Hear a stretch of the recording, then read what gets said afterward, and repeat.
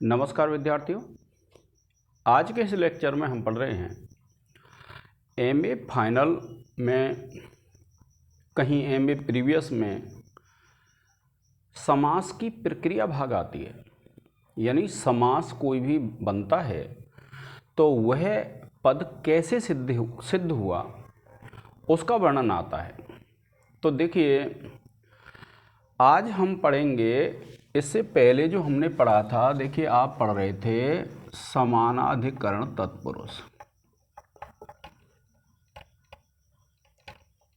समानाधिकरण तत्पुरुष, तो ये जो समानाधिकरण तत्पुरुष है, जो व्यधिकरण पढ़े आपने, व्यधिकरण के भाग हो जाते हैं द्वितीय तत्पुरुष, तृतीय तत्पुरुष, चतुर्थी तत्पुरुष, पंचमी तत्पुरुष, षष्ठी तत्पुरुष और सप्तमी तत्पुरुष। अब हम पढ़ रहे थे, इससे पहले हमने पढ़ा था समानाधिकरण, और यह जो हमारा चल रहा है वो कौन सा समास चल रहा है? समानाधिकरण तत्पुरुष समास। तो ये जो समानाधिकरण तत्पुरुष समास है, इसमें जब आप देखेंगे तो एक सूत्र आता है तद्धितार्थोत्तर पद समाहारे च, कि दिशावाची और संख्यावाची का तद्धित अर्थ में उत्तर पद परे रहते और समाहार में समानाधिकरण के साथ समास होता है। तो देखिए, ये जो है समास हमारा एक समास है और समास का नाम है पंचगव्यधनः।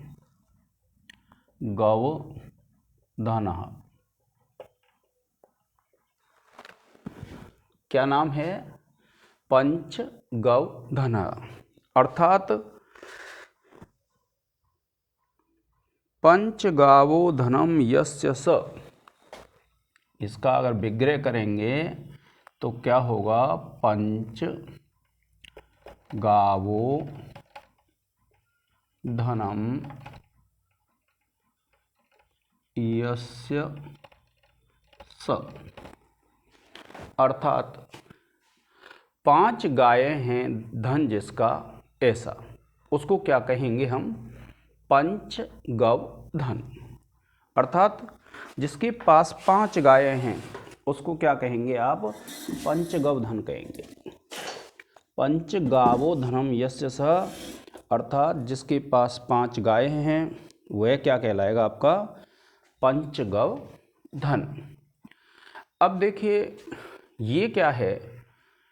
बहुव्रीहि समास, तत्पुरुष समास।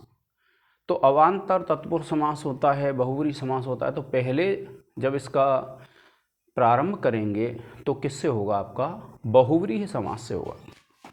तो देखिए, इसका अलौकिक विग्रह देखेंगे आप, तो अलौकिक विग्रह क्या है? पंचन प्लस जस, गो प्लस जस और धन प्लस सु। क्या है? पंचन प्लस जस। जस क्यों है? क्योंकि 5 बहुवचन है। गो प्लस जस और धन प्लस सु। क्योंकि ये धन है, यह उत्तर पद है विद्यार्थियों। क्या है ये? उत्तर पद है। तो देखिए, आप लिखेंगे अनेकम अन्य पदार्थे।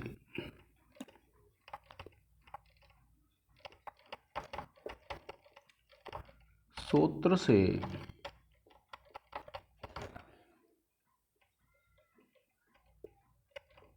बहुव्रीहि समास करने पर। ठीक है, तो अनेकम जो अन्य पदार्थ है उससे क्या हो जाएगा? 3 पदों वाला बहुव्रीहि समास हो जाएगा, अनेकम अन्य पदार्थे से।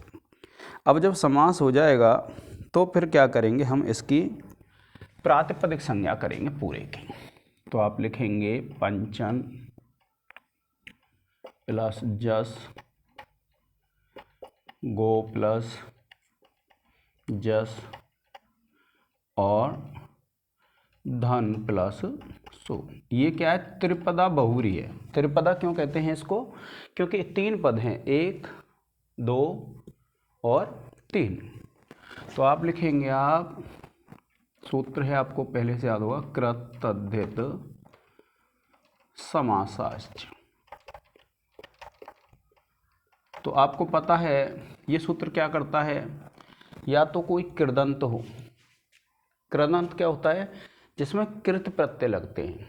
कृत प्रत्यय कौन से होते हैं? जो धातुओं में लगते हैं। तो ऐसा कोई हो, जैसे आपने पढ़े हुए हैं एदितव्यम, एधनीयम, कर्ता, ये सब क्या हैं? कृदंत हैं। फिर तद्धित, तद्धित कहते हैं जिसके अंत में तद्धित प्रत्यय लगा हो। कैसे? जैसे गुणवान, विद्यावान, श्रीमान, ये क्या है? तद्धित प्रत्यय मतलब लगा हुआ है, तो ये क्या कहलाएंगे? तद्धितांत। और समास, समास ये है, इनकी प्रातिपदिक संज्ञा होती है। तो आप लिखेंगे सूत्र से समास की प्रातिपदिक संज्ञा, प्रातिपदिक संज्ञा करने पर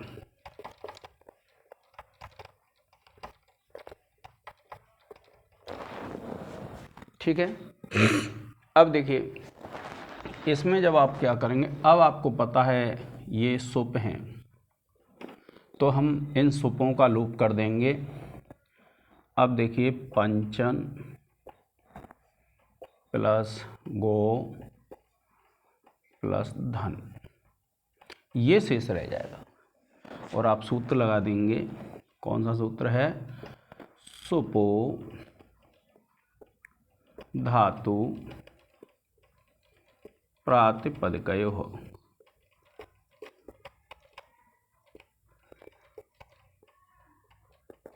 ठीक है।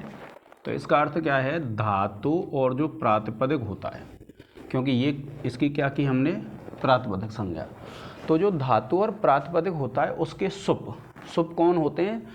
स्व जस आदि जो 21 प्रत्यय होते हैं उनको कहते हैं हम सुप। तो उन सुपों का लोप हो जाएगा। तो ये स्व जस आदि हैं, तो इनका लोप कर दिया। हम लिखेंगे सूत्र से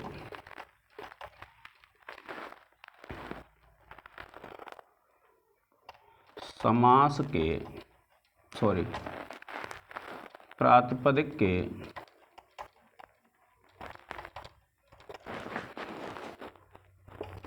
सुपों का लोप। ठीक है, आप इसको पढ़ लें एक बार।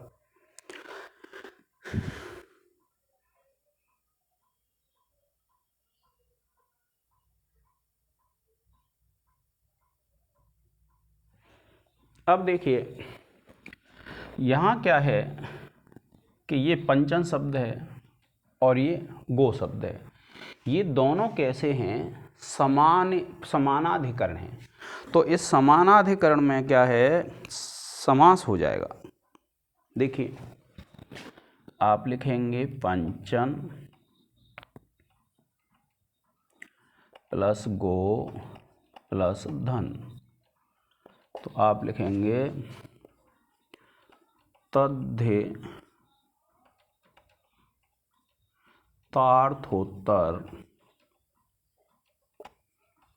पद समाहारे च। सूत्र से, और आप क्या लिखेंगे इसमें? सूत्र से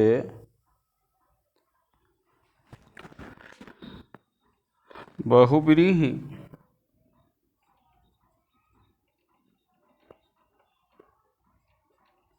समास के अंदर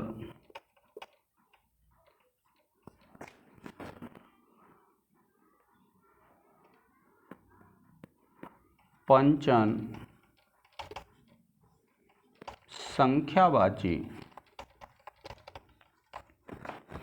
का गो समानाधिकरण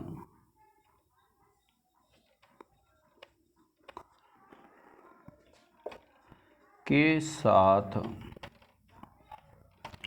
अवान्तर तत्पुरुष समास।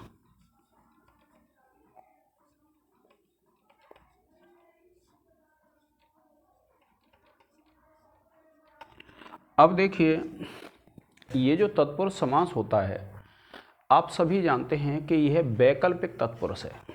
कैसा तत्पुरुष समास है विद्यार्थियों? ये वैकल्पिक है।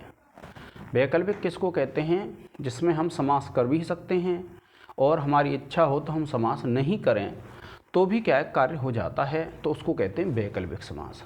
किंतु हमको टच प्रत्यय लाना है, तो इसलिए हमें इस वैकल्पिक समास को नित्य समास करना होगा, और नित्य समास के लिए एक सूत्र है, वह हम पढ़ेंगे। आप इसका एक स्क्रीनशॉट ले लें विद्यार्थियों।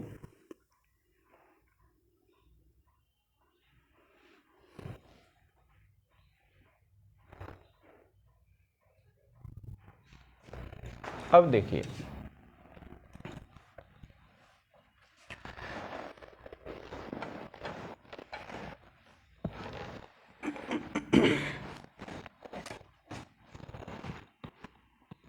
एक सूत्र है द्वंद्व तत्पुरुषोरुत्तर पदे। देखिए, एक सूत्र है द्वंद्व तत्पुरुषयोरुत्तर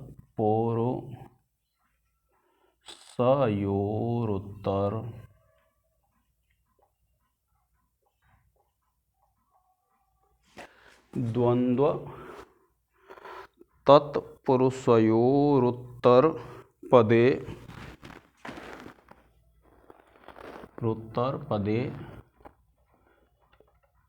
नित्य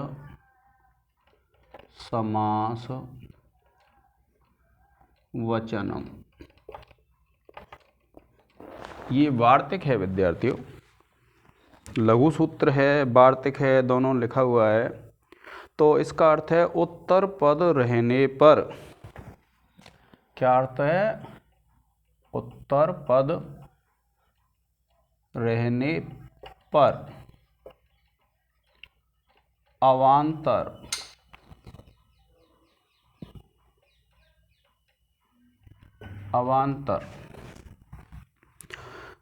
द्वंद्व और तत्पुरुष को द्वंद्व और तत्पुरुष की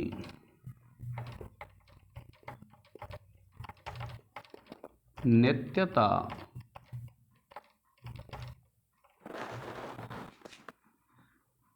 कहनी चाहिए।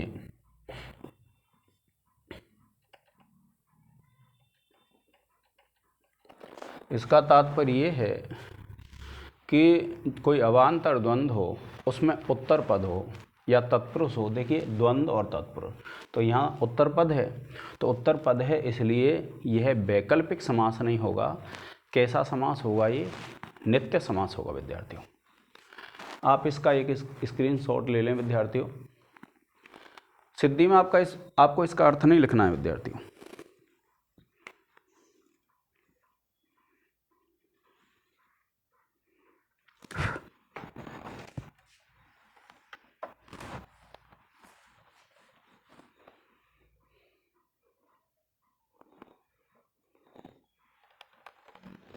अब देखिए, ये सूत्र में लिखा इसलिए छोड़ रहा हूँ। देखिए, पंचन प्लस गो प्लस धन, आप लिख देंगे। ये जो सूत्र है मैं थोड़ा सा लिख रहा हूँ, आपको यही सूत्र लिखना है यहाँ पर, ठीक है। सूत्र से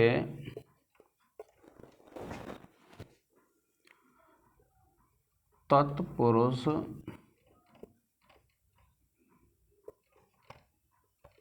नित्य मान लेने पर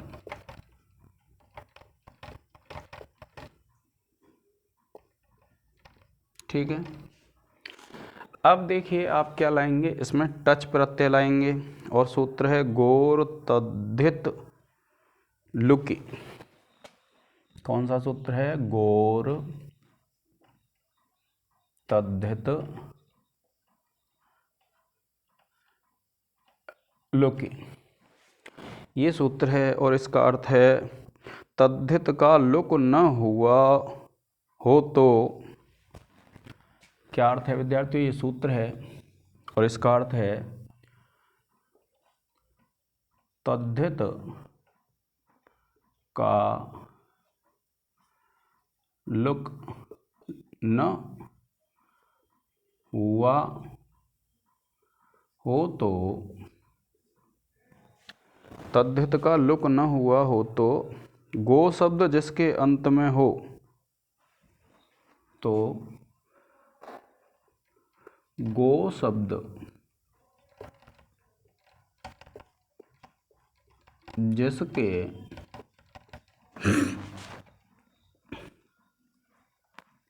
अंत में हो, क्या कहा है कि गो शब्द जिसके अंत में हो ऐसे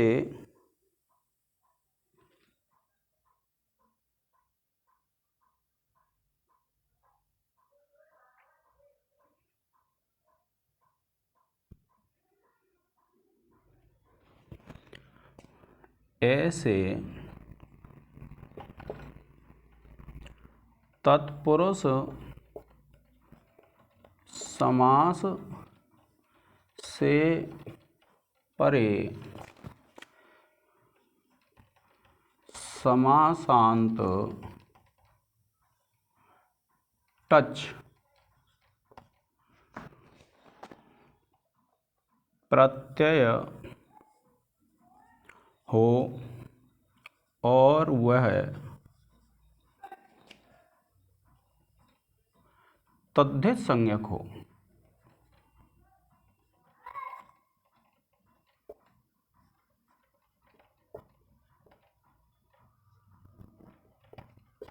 इसका एक स्क्रीनशॉट ले लें।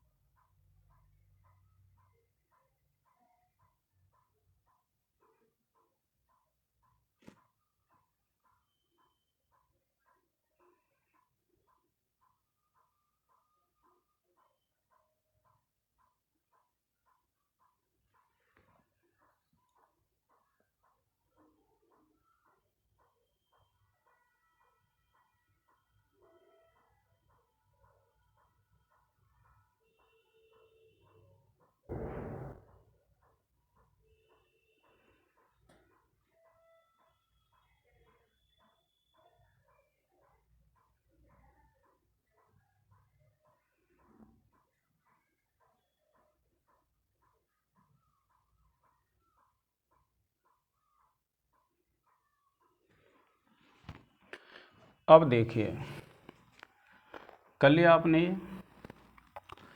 तो अब क्या देखेंगे आप कि ये जो है पंचन गो प्लस द्वंद्व, तो पंचन गो प्लस द्वंद्व है, इसमें क्या करते हैं आप,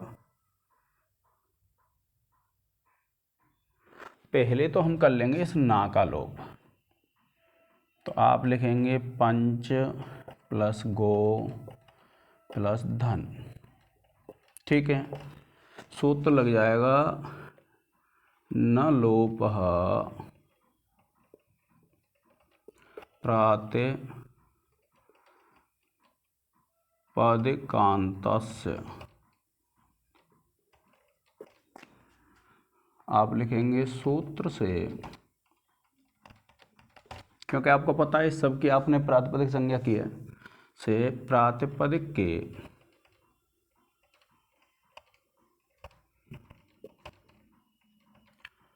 नकार का लोप, आप लिख सकते हैं लोप करने पर, कुछ भी लिख सकते हैं, कोई फर्क नहीं पड़ता इससे।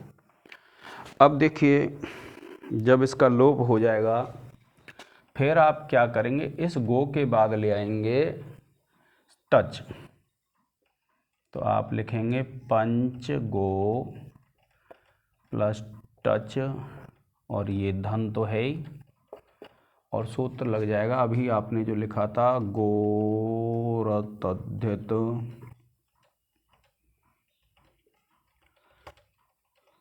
लुकी, यही सूत्र था विद्यार्थियों, गोरतद्धित लुकी। सूत्र से समासांत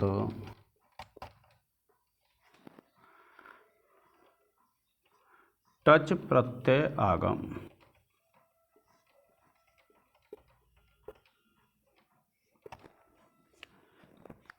टच प्रत्यय आ गया। अब क्या करेंगे देखिए कि इस टच के चा और टा का लोप कर देंगे और ये हो जाएगा पंच गो प्लस अ प्लस धन। ठीक है विद्यार्थियों, और सूत्र लग जाएगा आपका देखिए हलन्त्यम। सूत्र से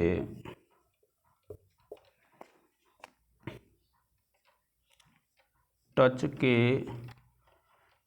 चकार की इत संज्ञा और टा है चुटू।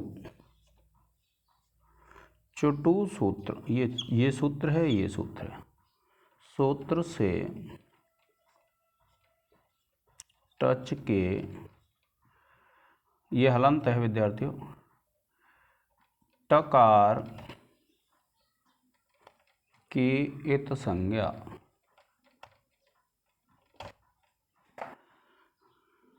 तथा तस्य लोपः।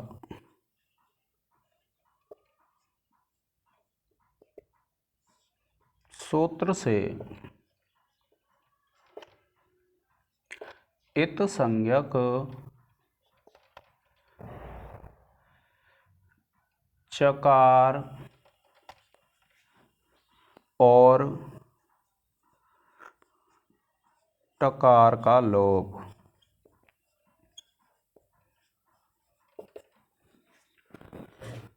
इसका एक स्क्रीनशॉट ले लें विद्यार्थियों।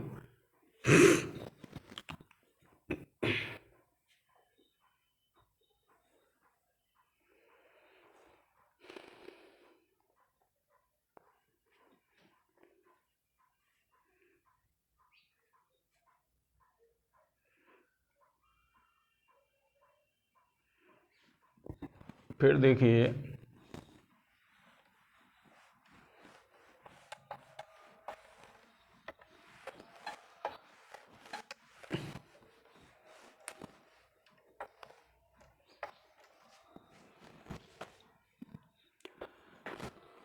अब आप क्या करेंगे, यहाँ आपको पता है ओ है और यहाँ पर आ है, तो एक सूत्र पढ़ा था विद्यार्थियों आपने, एचो यवायावह, जो अयादि संधि में आता है। तो ए ऐ ओ औ के बाद अगर कोई अच आ जाए तो क्या होता है, ओ को अब हो जाएगा, ये सूत्र था। तो आप लिखेंगे पंच गव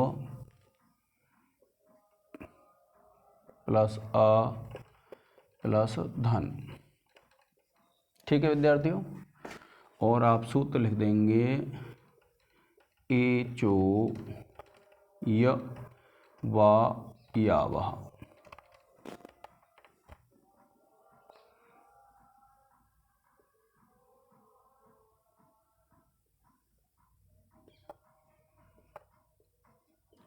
सूत्र से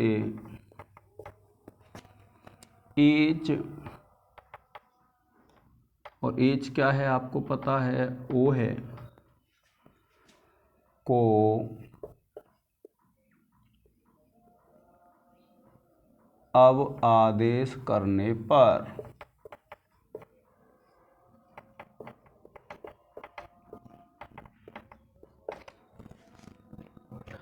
फिर आप इसको जोड़ लेंगे, ये आ इसमें जुड़ जाएगा, ये हो जाएगा पंच गव, और ये धन तो है ही आपके पास, और आप लिख देंगे अज्जीनम, ये परिभाषा है विद्यार्थियों, अज्जीनम परेण संयोज्यम।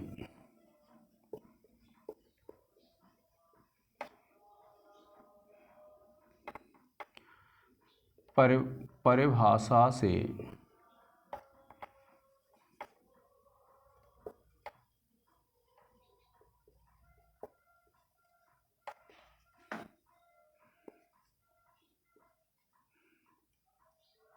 अब देखिए संयोग करने पर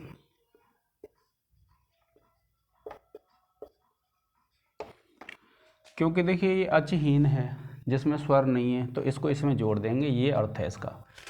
अर्थात किसी में अच नहीं है तो उसमें अच जोड़ देते हैं, इसका तात्पर्य ये है। तो अब आप देखिए, फिर आप क्या करेंगे, इसको सीधा लिख देंगे पंच गव धनः, ठीक है। और यहाँ लिख देंगे आप विभक्ति कार्य करने पर,